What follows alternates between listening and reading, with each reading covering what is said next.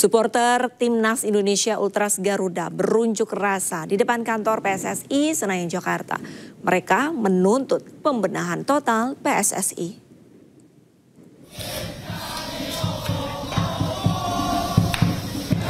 Puluhan supporter Timnas Indonesia Ultras Garuda berunjuk rasa di depan kantor PSSI Jumat sore. Dalam orasinya mereka menuntut pembenahan total PSSI. Mereka juga meminta pertanggungjawaban kepada PSSI lantaran Timnas Indonesia gagal lolos ke Piala Dunia 2026. Unjuk rasa sempat diwarnai kericuhan saat polisi melarang pengunjuk rasa yang menyalakan flare.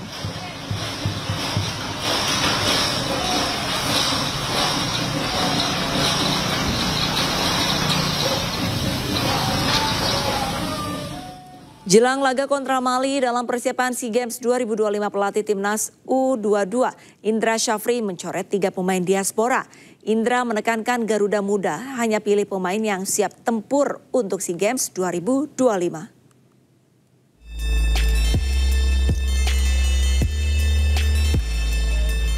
Pelatih Timnas Indonesia U22 Indra Syafri membuat keputusan tegas dengan memulangkan 3 pemain diaspora yang baru saja menjalani seleksi di Jakarta. Mereka adalah Luke Xavier Kidd, Muhammad Misbah, dan Ray Credo Beremanda. Ketiga pemain tersebut tidak masuk dalam daftar 30 nama yang dipanggil resmi untuk pemusatan latihan. Namun PSSI memberikan ruang bagi mereka ikut seleksi mengingat status diaspora yang bermain di luar negeri. Tim ini dipersiapkan untuk SEA Games dan kita memanggil 30 pemain. Dari 30 pemain itu hampir semua sudah melaksanakan beberapa item tes yang kita butuhkan untuk memvalidasi pemain-pemain dari 30 ini, berapa yang akan kita, siapa-siapa saja yang akan kita bawa 23 pemainnya. Dan kami juga sekarang lagi menunggu usaha-usaha PSSI kepada pemain-pemain yang secara regulasi masih memenuhi persyaratan, diantaranya ada Marcelino dan Adrian Wibowo, ada Tim, dan juga ada beberapa pemain lain.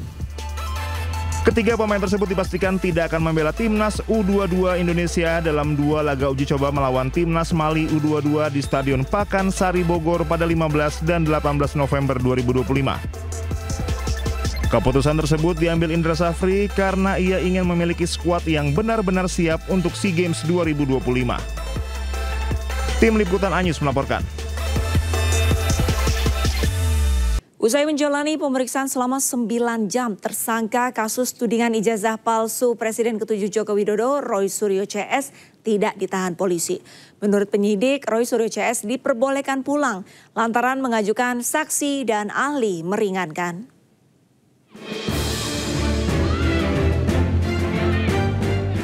Roy Suryo CS menjalani pemeriksaan di gedung Dirkrimum Polda Metro Jaya terkait kasus tudingan ijazah palsu Joko Widodo.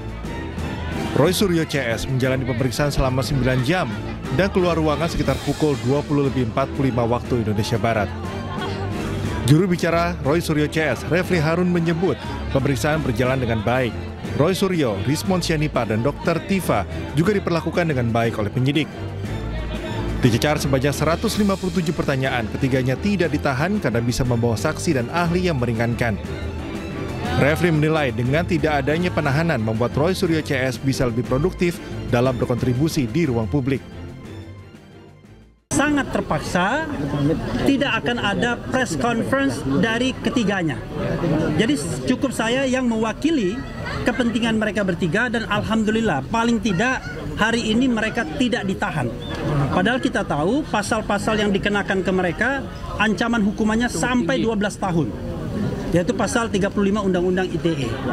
Alhamdulillah saya mengatakan dengan tidak ditahan Mas Roy akan lebih produktif, akan bisa berpikir, akan bisa menulis dan lain sebagainya.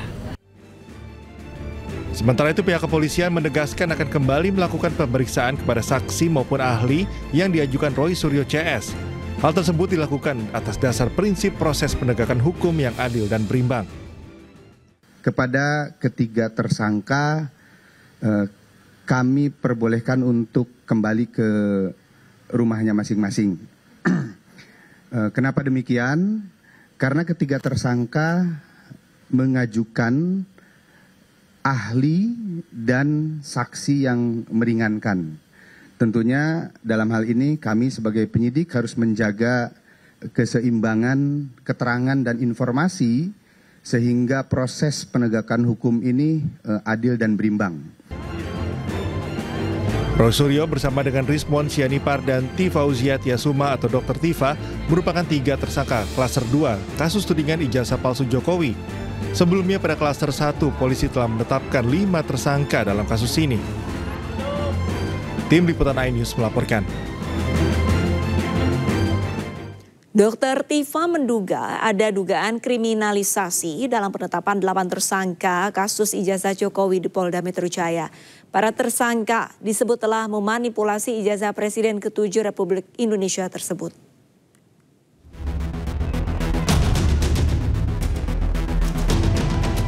Roy Suryo, Rismon Sianipar, dan Dr. Tifa mendatangi Polda Metro Jaya pada Kamis pagi. Mereka diperiksa sebagai tersangka kasus fitnah ijazah Presiden ke-7 Joko Widodo. Namun, Dr. Tifa menduga ada kriminalisasi dalam penetapan tersangka di kasus ijazah Jokowi ini. Dalam unggahan di akun media sosial X, Dr. Tifa menyampaikan 5 pandangan, diantaranya ada upaya membungkam kerja ilmiah dan adanya indikasi kriminalisasi yang dijalankan bukan institusi. Selain itu, Dr. Tifa juga meminta agar penyalahgunaan kewenangan oleh siapapun tidak dibiarkan. Di akhir postingannya, Dr. Tifa juga mencantumkan 9 nama pendamping hukum. Sebelumnya, Polda Metro Jaya menetapkan Dr. Tifa dan kawan-kawan menjadi tersangka dalam kasus ijazah Jokowi. Total ada 8 tersangka dan dibagi ke dalam 2 klaster. Tim Liputan iNews melaporkan. Sementara itu, bertepatan dengan pemeriksaan Roy Suryo CS, sebelumnya puluhan orang yang mengatasnamakan Pemuda Patriot Nusantara menggelar unjuk rasa di depan Polda Metro Jaya. Mereka mendesak agar polisi segera menahan tersangka Roy Suryo CS. Puluhan orang yang mengatasnamakan Pemuda Patriot Nusantara berunjuk rasa di depan Polda Metro Jaya Kamis pagi. Unjuk rasa digelar bertepatan dengan pemeriksaan Roy Suryo CS sebagai tersangka kasus tudingan ijazah palsu Presiden ke-7 Joko Widodo. Dalam aksinya, massa membentangkan spanduk bertuliskan desakan agar Roy Suryo, Rismon Sianipar, serta Dr. Tifa ditangkap dan ditahan. Sekretaris Jenderal Peradi Bersatu Ade Darmawan mendesak aparat kepolisian bertindak tegas terhadap kasus dugaan penyebaran tuduhan palsu dan manipulasi digital dokumen ijazah Presiden ke-7 Republik Indonesia Joko Widodo. Ini kembali pada kewenangan penyidik. Dalam artian apapun hari ini yang terjadi itu adalah murni dari kewenangan penyidik. Bahwa ketika terjadi pemeriksaan hari ini, kemudian Bang Roy dengan PD-nya saya lihat bahwa membawa bukti-bukti counter dan lain sebagainya, bahwa kita harus melihat bahwa ketika kita melaporkan seseorang, beban pembuktian itu ada sama kami sebagai pelapor, bukan kepada pihak terlapor. Nah, yang aktif saat ini, ya, sampai saat ini adalah tentu Kepolisian Negara Republik Indonesia, karena pelapor sudah menyerahkan persoalan ini